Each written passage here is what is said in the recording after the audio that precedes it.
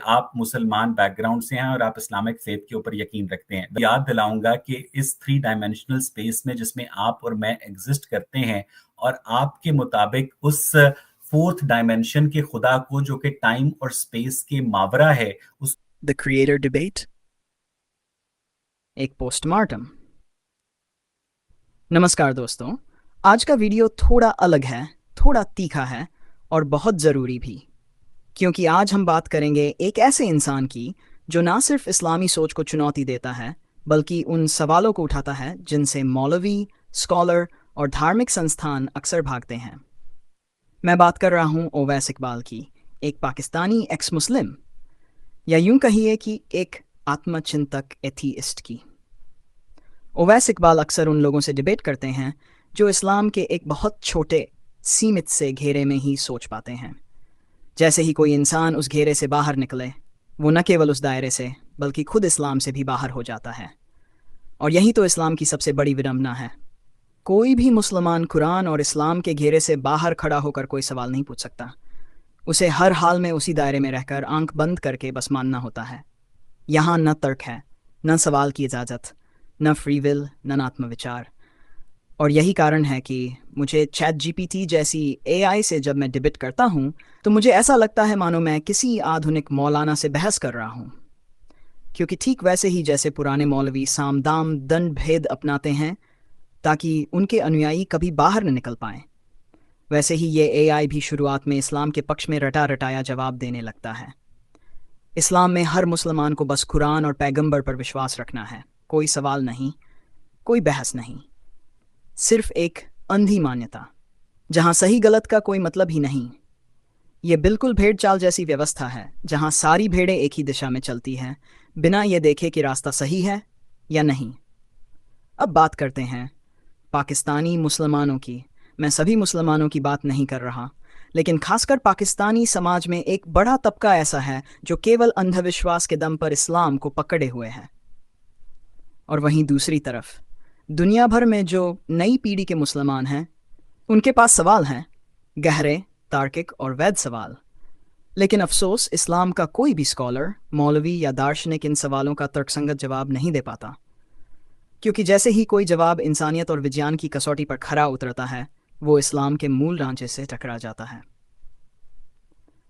आज के इस मॉडर्न वर्ल्ड में, जहां इंटरनेट सस्ता है, गूगल हर जेब में है और एआई हर सवाल का जवाब देने के लिए तैयार बैठा है, विज्ञान ने हर उस मैन मेड धर्म का पर्दाफाश कर दिया है जो बस विश्वास की दीवारों पर खड़ा है।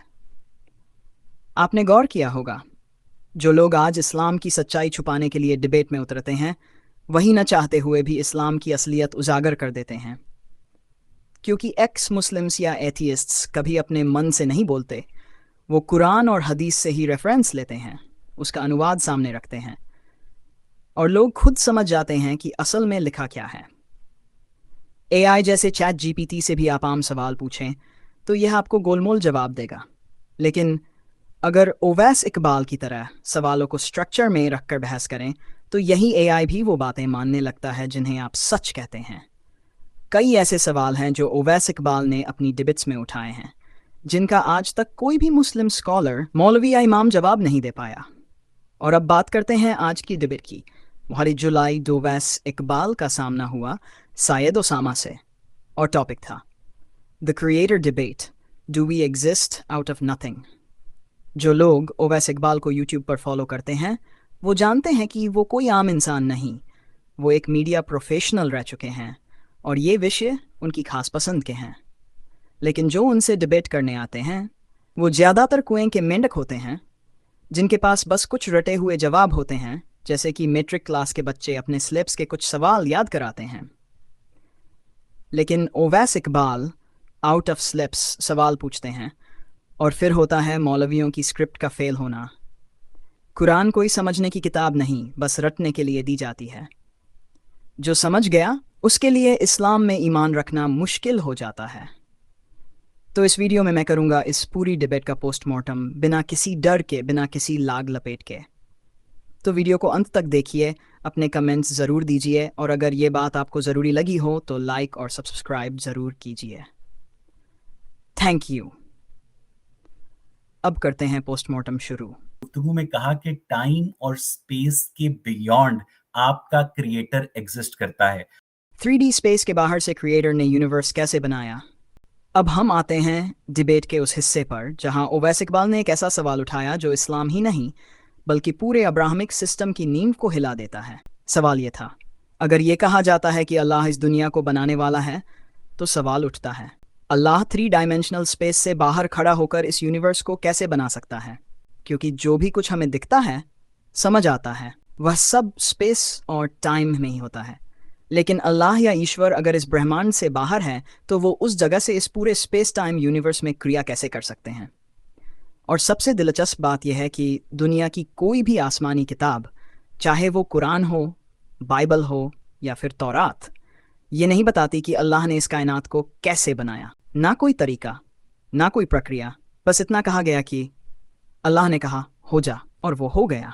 अब ज़रा सोचिए, क्या इतनी बड़ी ब्रह्मांड की संरचना को इस तरह मैजिकल तरीके से समझाया जा सकता है? क्या इतनी बड़ी सृष्टि की रचना सिर्फ हो जा कह देने से हो जाती है? लेकिन अगर आप अब्राहमिक सोच की सीमा से बाहर निकल कर देखेंगे, तो आपको समझ आएगा कि सिर्फ अब्राहमिक किताबों में नहीं, बल्कि सनातन धर्म के वैदिक ग्रंथों में ब्रह्मांड की उत्पत्ति, उसका स्वरूप, उसका समय चक्र और यहाँ तक कि उसका विनाश, सब कुछ सोच समझ और विस्तार से वर्णित किया गया है। वैदिक साहित्य में सृष्टि का दृष्टिकोण, वन ब्रह्मांड, यूनिवर्स का जन्म। ऋग्वेद के नासदीय सूक्त ऋग्वेदा 10:9 में ये पूछा गया है कि इस ब्रह्मांड की उत्पत्ति किस शून्य से हुई। वहां कहा गया है, तदानीम नासदासीद नो सदासीद, ना अस्तित्व था ना अनस्तित्व, यानी कि एग्जिस्टेंस और नॉन एग्जिस्टेंस दोनों से परे कोई स्थिति थी जहां से यह सब प्रारंभ हुआ। इस सूक्त में कहीं ये नहीं कहा गया कि कोई देवता आया और दुनिया बना दी, बल्कि ये माना गया कि इस सृष्टि की शुरुआत एक रहस्य है जिसे कोई पूर्णतः नहीं जानता। ये एक दार्शनिक और वैज्ञानिक सोच का परिचायक है। इसके विपरीत अब्राहमिक ग्रंथ सिर्फ एक ऑर्डर बताते हैं। गॉड ने कहा लेट देयर बी लाइट, और रोशनी हो गई। समय, अब आइए समय की बात करें। अब्राहमिक ग्रंथों में समय सीधा और रैखिक है, सृष्टि बनी, मानव आया, फिर एक दिन कयामत आ जाएगा, बस। लेकिन वैदिक ग्रंथों में समय की समझ कहीं अधिक जटिल और वैज्ञानिक है। युग चक्र, सतयुग, त्रेतायुग, द्वापर और कलयुग, एक महायुग लगभग 34 मिलियन वर्ष का होता है, और कई महायुग मिलकर बनाते हैं एक कल्प, जिसकी गणना बिलियन वर्षों में होती है। उपनिषदों में समय को चेतना से जुड़ा अनुभव बताया गया है, जहां समय एक सापेक्ष तत्व है, जैसे आधुनिक विज्ञान का रिलेटिविटी सिद्धांत कहता है। मल्टीवर्स, कुरान और बाइबल केवल एक दुनिया, एक ईश्वर और एक इंसानियत की बात करते हैं, लेकिन वैदिक पुराणों, विशेषकर भागवत पुराण में हजारों ब्रह्मांडों का वर्णन है, जिन्हें ब्रह्मांड या कॉस्मिक एग कहा गया है। इन ग्रंथों में कहा गया है कि हर ब्रह्मांड में अलग नियम है, अलग देवता है और अलग समय चक्र है। विष्णु के श्वास से अनगिनत ब्रह्मांड उत्पन्न होते हैं। ये बिल्कुल मल्टीवर्स की अवधारणा से मेल खाता है, जहां हर यूनिवर्स अपने नियम और संरचना के साथ अस्तित्व में होता है। गणित, शुल्ब सूत्र, यजुर्वेद और उपनिषदों में ऐसे गणितीय सूत्र हैं जिनमें पाई, क्षेत्रमिति और त्रिकोणमिति के सिद्धांत 800 BCE से पहले मौजूद हैं। पाइथागोरस प्रमेय A=A=C वैदिक भारत में श्रुति के रूप में पहले से प्रचलित था। कोटि जैसे शब्द से लाखों करोड़ों की संख्या का उपयोग हुआ।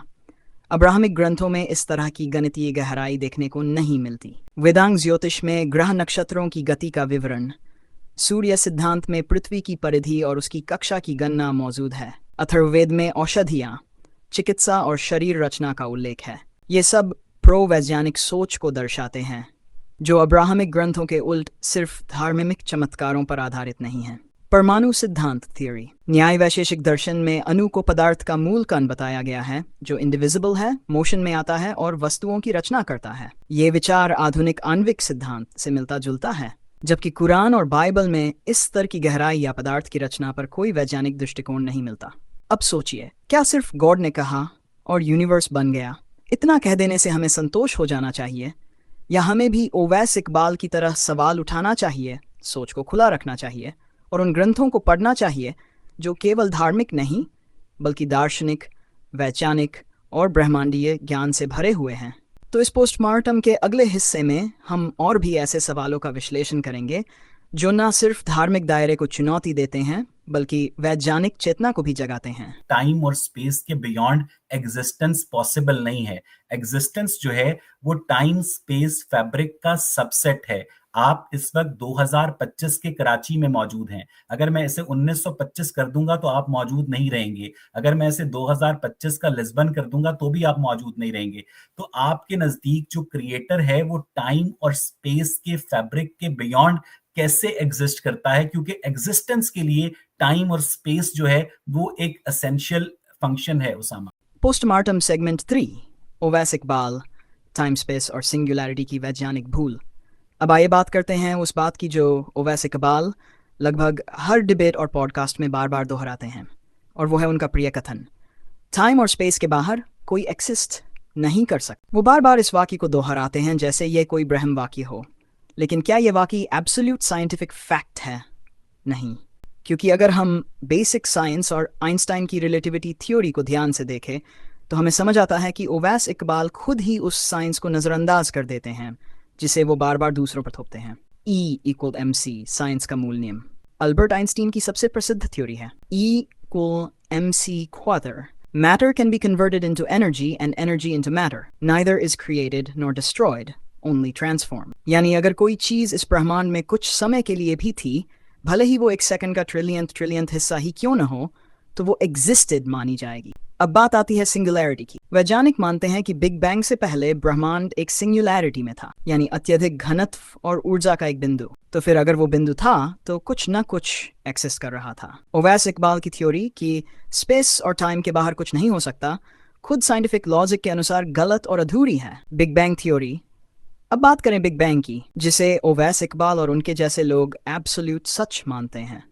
हकीकत यह है कि साइंटिफिक वर्ल्ड ने बिग बैंग को अभी तक थ्योरी ही माना है, न कि एब्सोल्यूट प्रूफ। और इसका बड़ा कारण है, वैज्ञानिक मैटर को लैब में क्रिएट कर चुके हैं, लेकिन वो मैटर बिना मास के होता है, यानी something exists but has no physical weight और सब्सटेंस। ये अब भी एक साइंटिफिक मिस्ट्री है। जेम्स वेब स्पेस टेलीस्कोप की क्रांतिकारी खोज। अब इसी बीच एक बड़ी खोज होती है, और वह है James Webb space telescope JWST की नई गैलेक्सीज की खोज। इन गैलेक्सीज की स्थिति और आयु इतनी पुरानी है कि वो बिग बैंग थ्योरी को ही चुनौती देती हैं। इसका मतलब यह हो सकता है कि बिग बैंग आखिरी शुरुआत नहीं था, बल्कि उसके पहले भी कुछ था, कोई और चक्र, कोई और ब्रह्मांड। और यह बात वैदिक काल से ही हमारे ग्रंथों में कही जा रही है। सनातन ग्रंथ और मल्टीवर्स का जान। अब सवाल यह है कि हजारों साल पहले वेदों और उपनिषदों में ऐसी बातें कैसे दर्ज हैं? मल्टीवर्स, ब्रह्मांड चक्र, ऊर्जा रूपांतरण, आत्मा और पुनर्जन्म, ये सब बिना किसी डिवाइन हेल्प के इंसान को कैसे मालूम था? क्या वैदिक ऋषियों को किसी ऐसी चेतना या ज्ञान स्रोत से संवाद मिला था जो आज की साइंस से भी आगे था? JWST की इन खोजों ने इस बात की संभावना को और भी मजबूत किया है कि शायद वेदों की बातों में ही विज्ञान की अगली मंजिल छिपी हुई है। पानी, ट्रांसफॉर्मेशन का जीवित उदाहरण। अब एक बहुत सरल उदाहरण लेते हैं जिसे हर कोई अपनी आंखों से देख सकता है। पानी, कभी वो बर्फ बनता है, कभी भाप, कभी बारिश, लेकिन कभी खत्म नहीं होता। मनुष्य सोचता है कि पानी खत्म हो गया, लेकिन असल में वो सिर्फ मॉइस्चर में इवेपोरेट होता, फिर कंडेंस होकर बारिश के रूप में लौट आता है। ये क्रिएटर की एक बेसिक लेकिन अद्भुत रचना है। यही ट्रांसफॉर्मेशन थ्योरी साइंस भी कहती है, और यही बात सनातन धर्म के पंचमहाभूत सिद्धांत में भी कही गई है। शरीर 5 तत्वों पृथ्वी, जल, अग्नि, वायु और आकाश से बना है, और अंततः उन्हीं में विलीन हो जाता है। टाइम स्पेस की शुरुआत और गर्भ एनालॉजी। अब इसे एक और तरीके से समझते हैं। एक गर्भवती महिला के पेट में पल रहा बच्चा, उसका टाइम और स्पेस तभी शुरू होगा जब वह इस भौतिक दुनिया में जन्म लेगा। गर्भ में वह किसी और अवस्था में है पर एक्सिस्ट कर रहा है। वैसे ही ब्रह्मांड के जन्म से पहले भी कुछ था, शायद ऊर्जा, चेतना या ब्रह्म, जिसकी कल्पना अब आधुनिक विज्ञान कर रहा है। सनातन धर्म विज्ञान और चेतना का संगम। सनातन का मतलब ही होता है इटर्नल, अनादि, अनंत। सनातन धर्म कहता है जो जन्मा है वह मरेगा, और यही बात अब साइंस भी मानती है कि यूनिवर्स का एक जन्म है और एक मृत्यु होगी। और इसी सनातन जान में EMC है की तरह ही कहा गया है, आत्मा न जन्म लेती है न मरती है, वह बस रूप बदलती है। अब सवाल यह है, अगर आप साइंस को मानते हैं तो उसके नियमों को पूरी तरह मानिए, ना कि अपनी सुविधा अनुसार। और अगर आप सच में जवाब चाहते हैं तो केवल धर्म नहीं, ज्ञान की सभी धाराओं को पढ़िए, विशेषकर वेदों को, जो विज्ञान के कई रहस्यों को पहले से छू चुके हैं। बताने से कासिर है कि उसने इस यूनिवर्स को कैसे क्रिएट किया, क्योंकि अगर वो हकीकत में होता तो उसको ये बताने में कोई तामुल ना होता और वो इस बात को समझता कि यार मेरे जो बनाई हुए मखलूक है जिनको मैं कॉन्शियसनेस देकर इस दुनिया के अंदर भेज रहा हूं, उनमें से अवैस इकबाल जैसे या रिचर्ड डॉकिंस जैसे या हारिस सुल्तान जैसे जो मुल्हिदीन होंगे, वो ये सवाल करेंगे सैयद उसामा से कि बताइए उसामा भाई, आपकी गॉड ने इस यूनिवर्स को कैसे क्रिएट किया। उसामा ओवैस इकबाल, बाबा हबल और वैदिक ब्रह्मांड की ऊंचाई। अब हम आते हैं ओवैस इकबाल की एक और रिपीटेड लाइन पर, जो वह अक्सर अपनी डिबेट्स में इस्तेमाल करते हैं। 1929 में बाबा हबल ने अरबों को पहली बिग बैंग थ्योरी दी थी और वहीं से क्रिएशन ऑफ यूनिवर्स की समझ शुरू हुई। ये सुनकर कोई भी सोच सकता है कि यूनिवर्स का जन्म एक मॉडर्न आइडिया है, लेकिन असलियत इससे कहीं ज्यादा गहरी है। सच्चाई यह है कि बिग बैंग थ्योरी अभी भी सिर्फ एक थ्योरी है, न कि अंतिम वैज्ञानिक सत्य। किसी भी वैज्ञानिक के पास इसका पुख्ता सबूत आज तक नहीं है। हाँ, कुछ अवलोकन है, कुछ गणनाएं हैं, लेकिन कोई डायरेक्ट अवलोकन नहीं। लेकिन अब असली सवाल यह है, अगर विज्ञान ने 1929 में बिग बैंग की कल्पना की, तो हजारों साल पहले वैदिक ग्रंथों ने यह जान कहां से पाया? सनातन धर्म में यूनिवर्स का क्रिएशन, ब्रह्मा और ब्रह्मांड। सनातन धर्म के शास्त्रों में, विशेषकर वेदों, पुराणों और उपनिषदों में ब्रह्मा को सृष्टि का निर्माता कहा गया है। लेकिन ये गॉड ने कहा और सब बन गया वाली सोच से अलग है। यहाँ यूनिवर्स की आयु ब्रह्मा जी का एक दिन, एक रात्रि, एक वर्ष, यहाँ तक कि कल्प और महाकल्प तक की गणना बिलियन वर्षों में दी गई है। एक ब्रह्मा का दिन वो 0.3 बिलियन वर्ष और उनकी रात भी उतनी ही लंबी। एक कल्प वो ब्रह्मा का एक दिन प्लस रात इक्वल 8.64 बिलियन वर्ष। और अब गौर करें, आधुनिक वैज्ञानिक भी यूनिवर्स की उम्र लगभग 13.8 बिलियन वर्ष मानते हैं, जो सनातन के आंकड़ों के काफी करीब है। अब्राहमिक ग्रंथ व सनातन शास्त्र। ज्ञान की गहराई। अब सवाल उठता है कि जब 7वीं सदी में लोग गधे की सवारी कर रहे थे और अपने आसपास की चीजों को देखकर फर्जी कहानियां बना रहे थे, तब किस आधार पर वे यूनिवर्स, उसकी उम्र, उसके चक्रों की बात कर सकते थे? उनके पास जो कुछ भी था वो सिर्फ सुनी सुनाई बातें, डर और भरम से बना हुआ एक जाल था। इन ग्रंथों में सिर्फ रहन सहन के कुछ नियम, एक सिंगल फिक्शनल गॉड की गाइडेंस और एक जन्नत जहन्नुम का आतंक था। वेदों की तुलना में अगर देखा जाए तो इन 4 किताबों में ब्रह्मांड का केवल 0.00001% भी ज्ञान नहीं है। गॉड की पूजा बनाम ब्रह्मांड की समझ। अब सिर्फ गॉड का नाम लेना, मस्जिद या चर्च जाकर कुछ कर्मकांड करना, क्या यही सृष्टि के रचिता को समझने का तरीका है? या फिर उसका सिस्टम समझना, उसे बनाने की प्रक्रिया, उसकी ऊर्जा और चक्रों को जानना, ये असली भक्ति है? ओवैस इकबाल का Why did creator create everything सवाल। ओवैस इकबाल अक्सर पूछते हैं, अगर कोई क्रिएटर है तो उसने ये सब क्यों बनाया? अब इस सवाल की गहराई पर ध्यान दीजिए। किसी चीज का कैसे बना, ये साइंटिफिक प्रोसेस है, लेकिन क्यों बना, ये दार्शनिक विचार है। अगर आप कैसे समझ जाएंगे तो क्यों का उत्तर आपके भीतर ही मिलने लगेगा। रॉ मटेरियल और सीड सनातन की गहराई। ओवैस इकबाल कहते हैं, अगर यूनिवर्स बना तो उसका रॉ मटेरियल कहाँ से आया? अब ध्यान दीजिए, सनातन धर्म बीज सिद्धेड़ी की बात करता है। जैसे सेब का बीज, सेब का पेड़, फिर सेब, फिर बीज, कभी अलग अलग पार्ट्स असेंबल नहीं करने पड़ते। उसी तरह यूनिवर्स का बीज भी होता है। वेदों में इसे कहा गया है हिरण एक ब्रह्मांडीय अंडा, कॉस्मिक एग। यहाँ से ही ब्रह्मांड का जन्म होता है। उसी बीज में सब कुछ निहित होता है। यही बात साइंस भी कहती है, जिसे वो सिंगुलैरिटी कहते हैं, जिसमें सारी मास और एनर्जी छिपी होती है। टाइम और स्पेस जन्म के लिए जरूरी हैं। सिंगुलैरिटी हो या कॉस्मिक एग, वो जब तक एग्जिस्ट करता है उसके लिए स्पेस और टाइम का सम फॉर्म में मौजूद होना जरूरी है। यानी ओवैस इकबाल की वो लाइन की टाइम और स्पेस के बाहर कुछ एग्जिस्ट नहीं करता, खुद ही कॉन्ट्रडिक्टरी हो जाती है, क्योंकि सिंगुलैरिटी भी कुछ समय के लिए थी और उसी से टाइम स्पेस की शुरुआत मानी जाती है। अगर आप 4 किताबों को छोड़कर सनातन शास्त्रों का अध्ययन करें तो आपको पता चलेगा कि वहाँ पर कई यूनिवर्स, कई क्रिएटर्स, कई सिस्टम्स बिना किसी कथित डिवाइन कमांड के वर्णित हैं। और जब आप इन दोनों धाराओं की तुलना करेंगे तो साफ दिखेगा कि ये 4 किताबें किसी कम जानकारी वाले व्यक्ति की सीमित सोच की उपज हैं, जो उस समय के हिसाब से गढ़ ली गई थी। अगर वो इस फिजिकल यूनिवर्स की रेम से बाहर है तो उसकी एग्जिस्टेंस फिजिकल नहीं है, मेटाफिजिकल है। पोस्टमार्टम सेगमेंट, अंतिम अध्याय, ज्ञान का असली स्वरूप, अब्राहमिक सीमाएं बनाम सनातन की व्यापकता। तो अब जब हम ओवैस इकबाल की डिबेट को टुकड़ों में तोड़कर समझ चुके हैं, चलिए अब इस पूरी बहस का सार समझते हैं। अब्राहमिक सोच का सीमित फ्रेमवर्क। अब्राहमिक धर्मों की मूलधारा, चाहे वह इस्लाम हो, ईसाई हो या यहूदी, उनका विश्व दृष्टिकोण सिर्फ एक लाइन में सिमटा हुआ है, गॉड ने कहा और सब कुछ बन गया। मानव पापी है और उसे ईश्वर के भय में जीना चाहिए। बस इस जीवन के बाद न्याय होगा और स्वर्ग या नरक मिलेगा। इन विचारों में कोई वैज्ञानिक प्रक्रिया नहीं है, ना ही कोई स्वतंत्र सोच की गुंजाइश। पूरे सिस्टम का उद्देश्य है, पूछो मत, सिर्फ मानो। इसीलिए ओवैस इकबाल जैसे लोग जब किसी अब्राहमिक दायरे से बाहर निकलते हैं तो वे खुद को तो ईश्वर से आज़ाद मान लेते हैं, लेकिन अभी भी उन्हीं सीमित सवालों और फ्रेमवर्क में उलझे रहते हैं।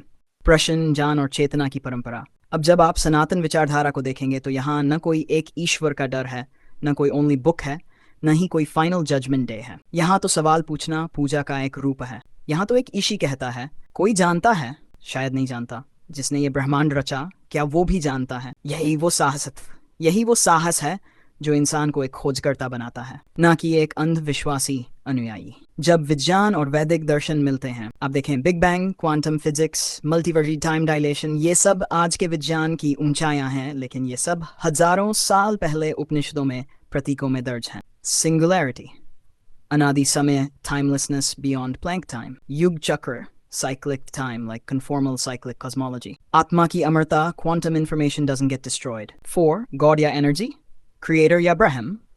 ओवैस इकबाल पूछते हैं creator क्यों बनाएगा, लेकिन सनातन कहता है creation कोई काम नहीं है। creation तो चेतना की लहर है। ब्रह्मांड कोई personal God का playground नहीं है। यह तो अनंत ऊर्जा की अभिव्यक्ति है। ब्रह्म इक्वल सत प्लस चित्त प्लस आनंद, एग्जिस्टेंस, कॉन्शियसनेस, ब्लिस। ब्रह्मांड कोई मिशन नहीं है, यह तो सत्य का स्वाभाविक विस्तार है।